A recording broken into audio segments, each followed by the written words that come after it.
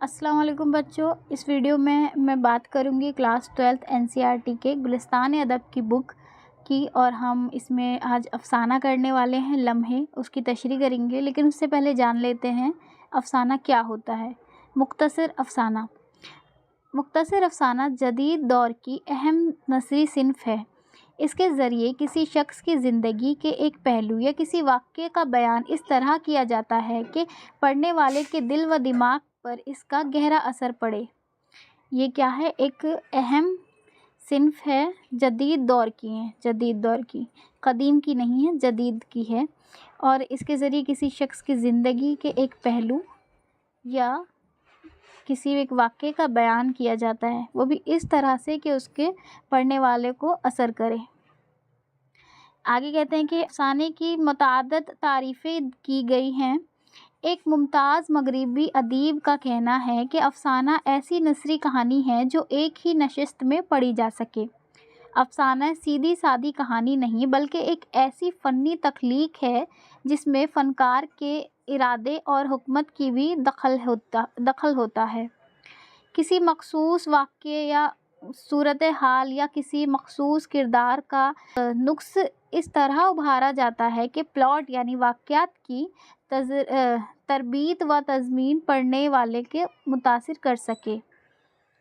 आगे लिखते हैं कि अफसाने के माहिरों ने इसकी जो तारीफ़ें बयां की है, उससे वाज़ेह होता है कि अफसाना बयानवी तख्लीकी तहरीर है।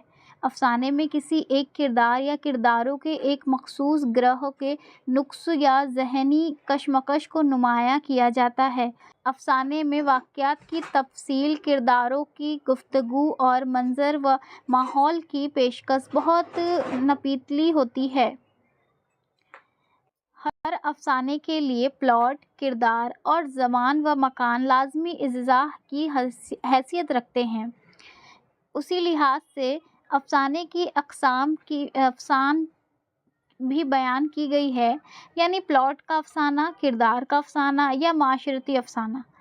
आगे बताते हैं, अफसाने की कामयाबी के लिए कुछ नाक़दीन अफसाना निगार के नुक्ते नज़र को अहम करार देते हैं। अफसाना निगारी के उसलूब में रमज़, कनाए और तासिर को भी ज़रूरी समझा जाता है।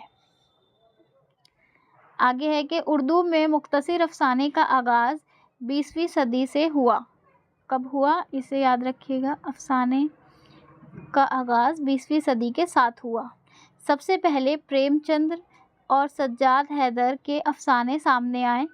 इसके फ़ौरन बाद कई अफसाना निगार उभरे। मिसाल के तौर पर ला अहमद अकबराबादी, सुल्तान हैदर जोश, नियाज़ फ़तेहपुरी, हबाब मुमताज़ अली वगैरह। 1906 में तरक्की पसंद तहरीर का आगाज़ हुआ।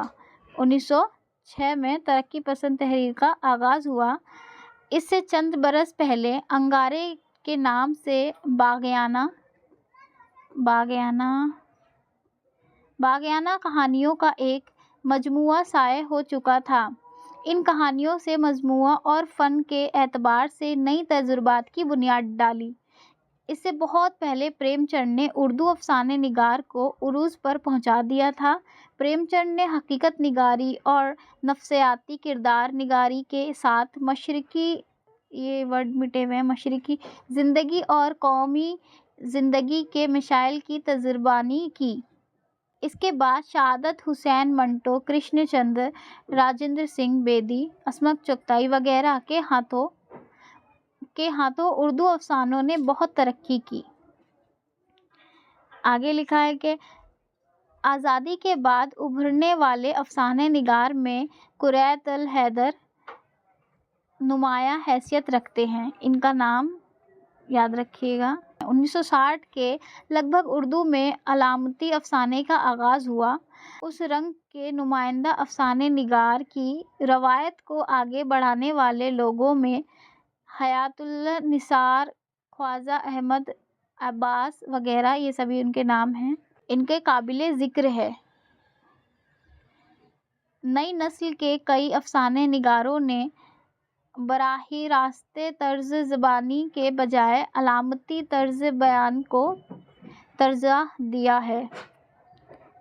تو اسی کے ساتھ یہ مکمل ہوتا ہے افسانہ۔ آگے ہم بات کرتے ہیں مصنف کی، جنہوں نے لمحے لکھا ہے، وہ ہے بلونت سنگھ۔ بلونت سنگھ ضلع گوجرانوالہ میں پیدا ہوئے۔ ابتدائی تعلیم گاؤں کے اسکول میں ہوئی۔ میٹرک دہرادون کے کیمبرج اسکول سے پاس کیا۔ کرسچن کالج الہ آباد سے انٹر اور الہ آباد یونیورسٹی سے BA کرنے کے بعد معاش کی تلاش میں لاہور اور کراچی بھی گئے۔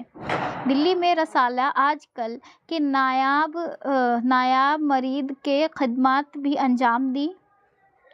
اس کے بعد سے اپنے انتقال تک الہ آباد میں رہے۔ انہوں نے الہ آباد جو آج پریاگ راج ہے، الہ آباد سے اردو میں رسالہ فسانہ اور ہندی میں اردو ساہتیہ جاری کیا، جس میں اردو تخلیقات ناگری رسم الخط میں صالح ہوتی تھی۔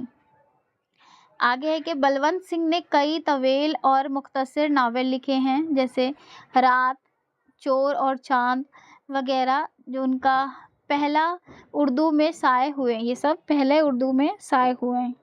ان کے ناگری رسم الخط میں شائع ہونے والے ناولوں اور افسانوں مجموعوں کی تعداد لگ بھگ 30 ہے۔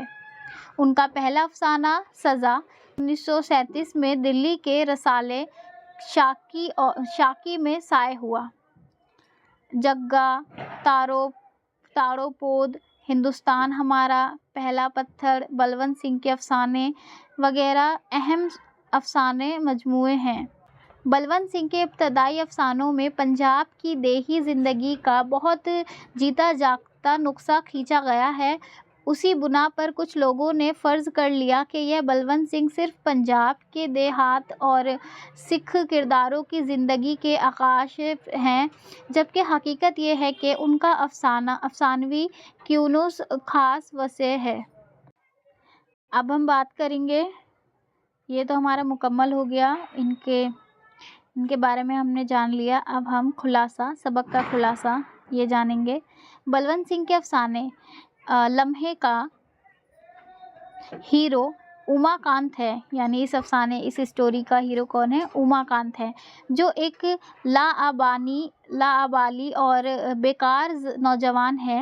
گھر والے اس کے بیکاری سے ناخوش ہیں، اور چونکہ اس کی شادی نہیں ہوئی ہے، اس لیے اس کے ذہن پر رومانیت مسلط ہے۔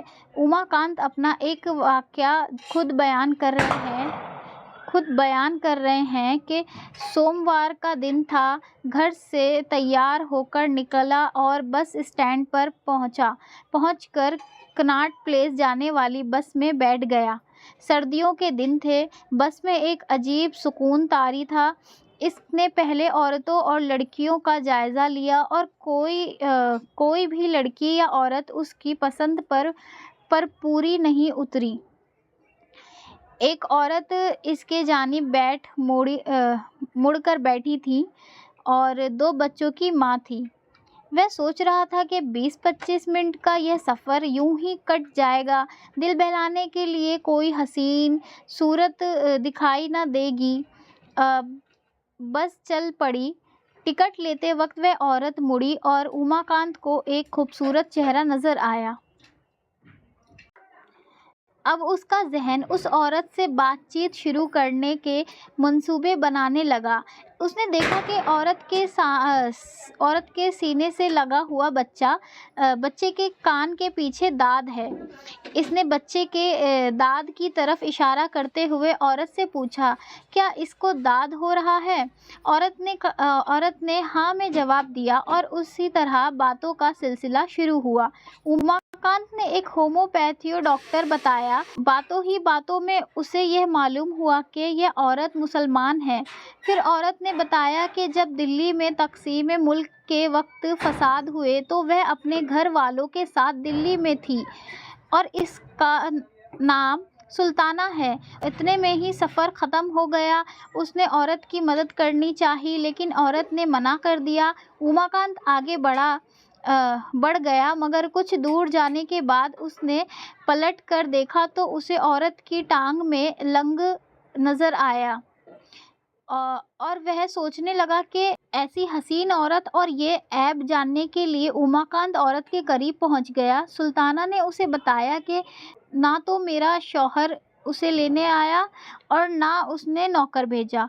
और जब उमाकांत की टांग के बारे में सुल्ताना से मालूम करता कि यह कैसे हुआ, तो वह बताती है कि किसी सूरवीर ने लाठी मारी थी। इतने में उसका नौकर आ जाता है और वह उसके साथ चली जाती है।